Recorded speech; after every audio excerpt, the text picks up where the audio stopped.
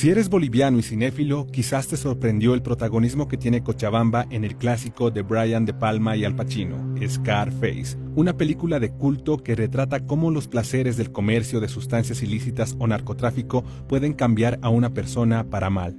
Que Bolivia tenga un papel esencial en esta obra del séptimo arte no es casualidad, y la figura de Alejandro Sosa, el antagonista principal que proveía a Tony Montana de droga boliviana, está claramente basada en el veniano Roberto Suárez Gómez, que pasó a la historia como el rey de la cocaína o el más grande narcotraficante del siglo XX. El poder que Suárez acuñó gracias a su trabajo con el cartel de Medellín a la cabeza del colombiano Pablo Escobar se proyectó más allá de su negocio y llegó a definir la historia de la Bolivia de los años 80, financiando el golpe de Estado que impuso la sangrienta dictadura militar de Luis García Meza, en la cual su primo Luis Arce Gómez ordenó el asesinato de muchos sindicalistas e intelectuales bolivianos, incluido Marcelo Quiroga Santa Cruz.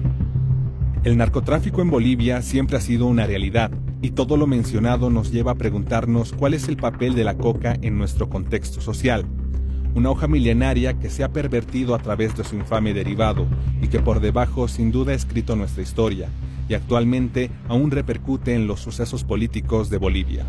Estoy renunciando, enviando mi carta de renuncia a la Asamblea Legislativa Plurinacional de Bolivia. Muchas gracias.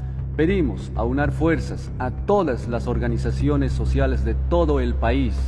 A partir de mañana, miércoles, a nivel nacional, contundente movilización.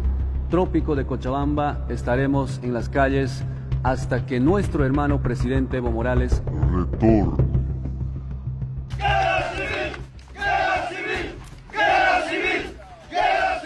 De hoy en adelante, si es una lucha, al policía ustedes no tengan miedo, compañeros. Si hay que matarlo, no tengan piedad. Y ahora de hoy en adelante, si nos vamos a manchar la mano con sangre, nos hay que manchar bien manchado. No, si vas a empezar con uno, no te rindes con ese unito y tiembles. Pues si te vas a ir vos, andate llevándote mucha gente. Los enfrentamientos registrados entre cocaleros, la policía y militares en Sacaba dejaron 5 fallecidos, heridos y arrestados.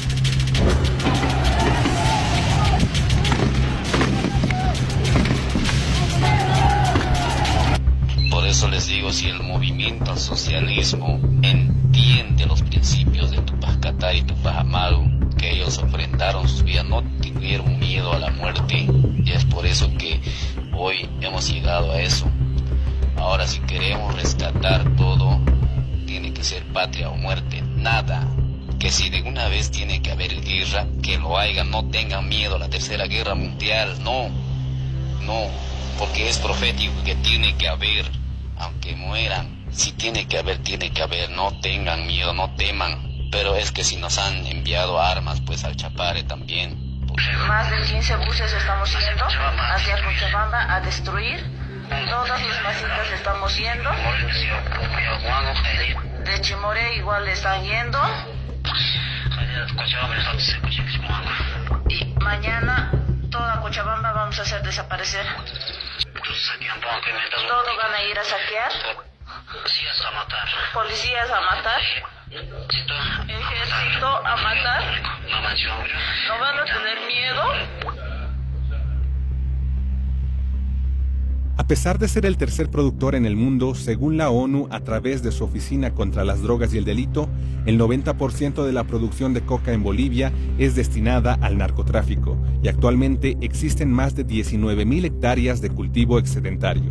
¿Pero qué hizo el gobierno saliente de Bolivia para reprimir esto?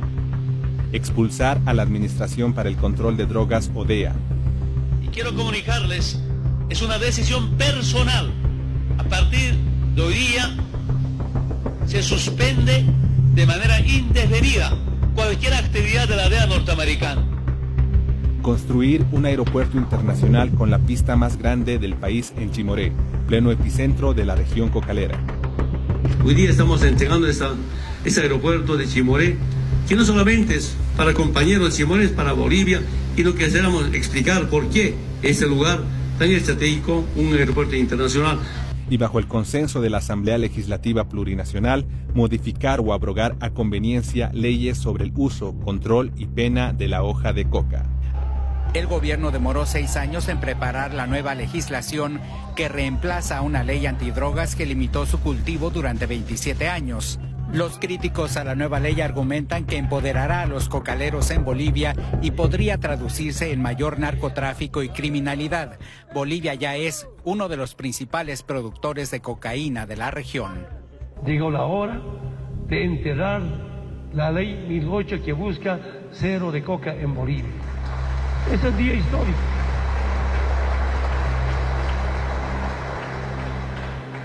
Acciones que más que ayudar a la lucha contra el narcotráfico, crean una susceptibilidad inquietante. Tu narcotráfico está jodiendo al mundo y a mi país. Y si recibimos apoyo de Naciones Unidas, informe, 95% se va al narcotráfico, mierda. No me sigas matando a la gente. Entonces esta gente quiere seguir en el gobierno porque ha hecho harta plata. Te voy a un dato.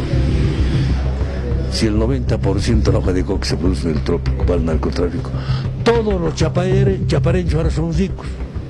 A Cochabamba entran $2 millones por semana para construcción, el narcotráfico. O sea, hay plata en Bolivia. Se habla sobre la presencia de carteles incluso. Ya está, toda la política se maneja así. Conociendo el aeropuerto internacional de Chimoré, en medio de la nada, ni siquiera hay gente en el peaje a la entrada, no hay nadie en torre de control. Eso sí, la parte de la Fuerza Aérea lleninga movilidades.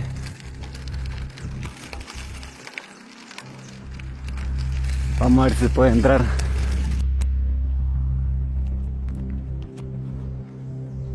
Otra de las grandes obras del excelentísimo presidente Evo Morales.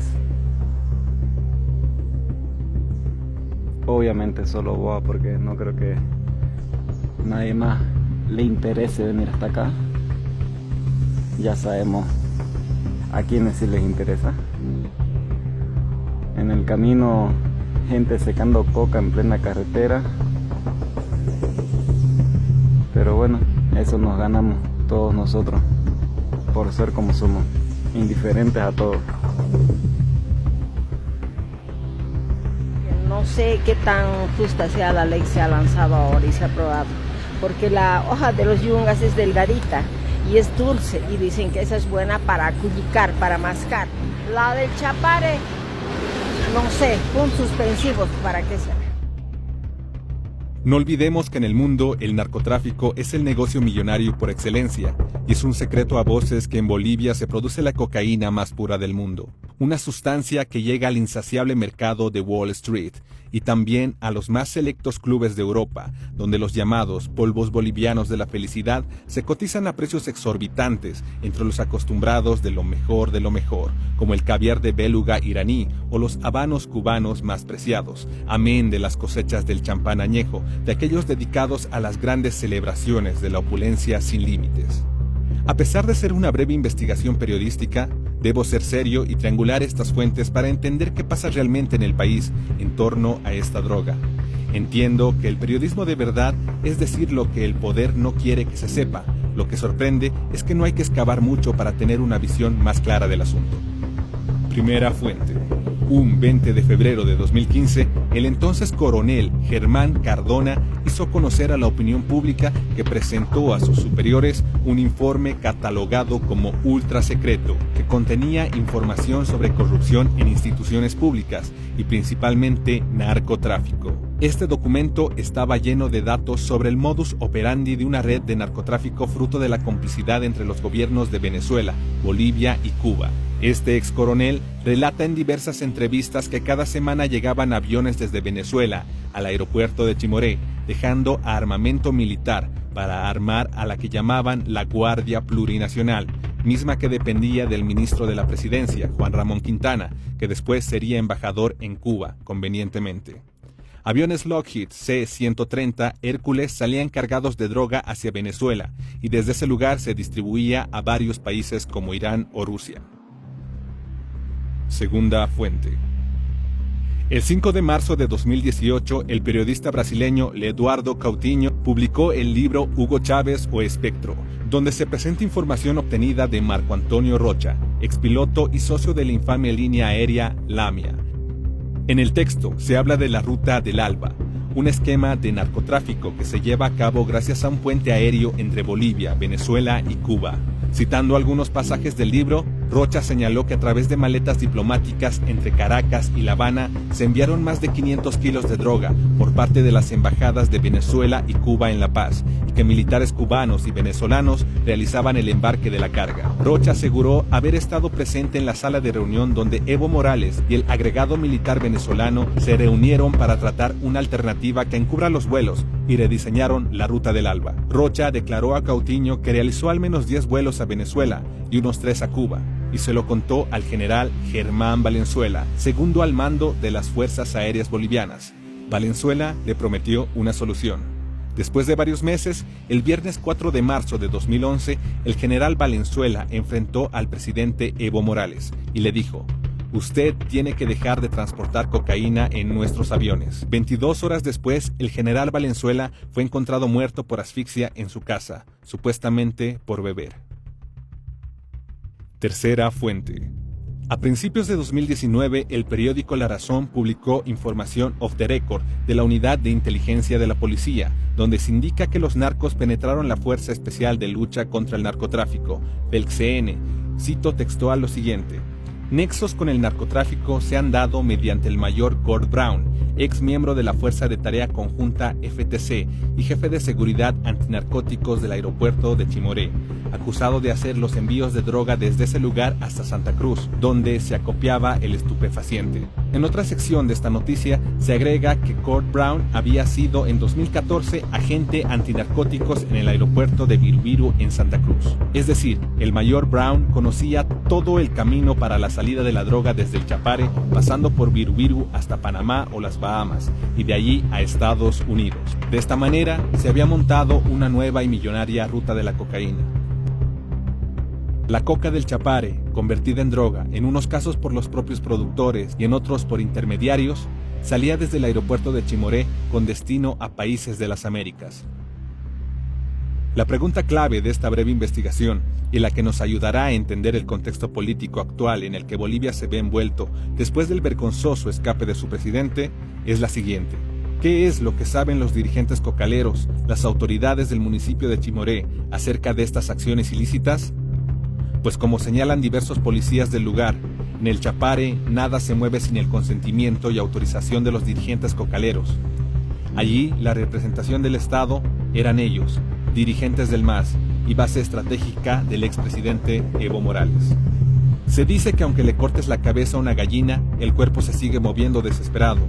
Es por eso que estas personas aún siguen saliendo a palestra con discursos incendiarios, buscando mantener un negocio que se ha fomentado durante 13 años por el oficialismo, manchando el nombre de nuestra patria, acallando vidas en su camino y usando el nombre de nuestro pueblo y nuestros indígenas para intentar legitimizar su doble discurso, aprovechándose de las condiciones de nuestra gente, usándolos como carne de cañón y acosándolos si no quieren ser parte de esta infamia. Y es que lastimosamente Bolivia se ha convertido en una muestra de que la frase "el valiente vive hasta que el cobarde quiere" no es lejana de la realidad. En reunión de más de 200 personas de los cocaleros en el trópico, en Villa Tunari, se disolvió el asesinato de los Andrade. Él presidió la reunión con la Margarita Terán, con los más radicales. Evo Morales, ¿cómo se sustenta el argumento de que cultivar hojas de coca no tiene nada que ver con el narcotráfico? Bueno, lo que debo decir... Para finalizar, les dejo la siguiente incógnita. Si hoy hicieran una nueva versión de Scarface, un remake enmarcado en la actualidad, que base sus personajes principales en figuras reales del narcotráfico, como hicieron en la versión de los años 80, me pregunto si el papel del capo de la droga boliviana, el rey de la cocaína del siglo XXI, esta vez sería personificado por un líder indígena.